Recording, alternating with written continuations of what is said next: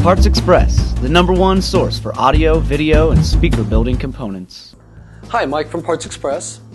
Have you ever wanted to do a whole house audio system?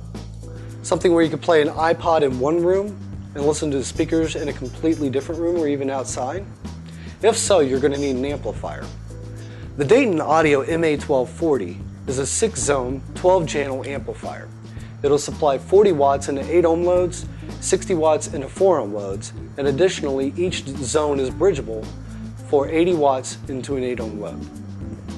Each zone is also isolated from one another, as you can see by the LEDs when you power it up. If you have an indication such as a red LED, what that means is that that particular zone has an issue, whether it be a short circuit, a low impedance, or an open circuit. Basically, that zone is not on. The other zones will operate normally. The amplifier comes with rack ears, so if you want to rack it up, remove 4 screws on either side, put the rack ears on, and reinstall the 4 screws, and you're good to go. Rack mountable amplifier.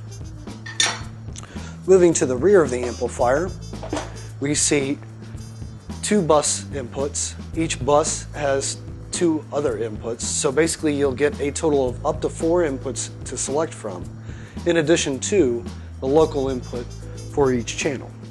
Each zone can be set to bus 1, bus 2, or a local line in. Each channel also uses Phoenix connectors. Simply install your speaker wire up to 16 gauge, screw the flathead screws down, install into the amplifier. Very simple installation. These 12 connections allow you to connect 12 different speakers, of course. If you want to have them operate each zone in stereo, set it to ST for stereo, connect your speakers, set the gain, which is the volume, and you're off and running. One of the benefits of this amplifier by supplying up to 12 speakers with power is that you can get away from using autoformers for volume controls. We recommend the Dayton Audio resistor-based audiophile volume control for a full 20 Hz to 20,000 Hz frequency response. That would be about as high-end as a distributed audio system can be. Additionally, like I said, this is a bridgeable amplifier. If you want to bridge it, set it to BR for bridged, and basically connect the negative of one channel to the positive of the other channel. What you'll want to do if you want to do a stereo pair is bridge 2, one for the left, one for the right.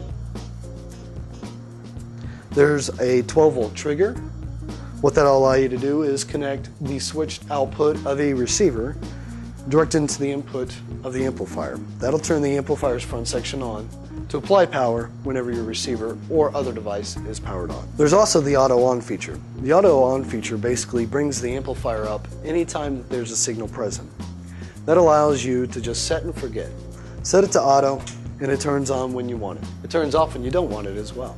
Looking inside the amplifier, we see a very robust construction.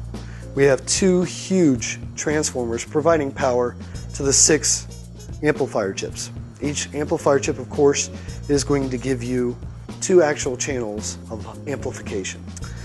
The 6 chips are on a very robust heatsink. The heatsink is cooled from a push-pull fan setup. One on this side, one on that side. So if your aim is to do a whole house audio system, check out the Dayton Audio MA1240 at Parts Express. Parts Express, your electronics connection.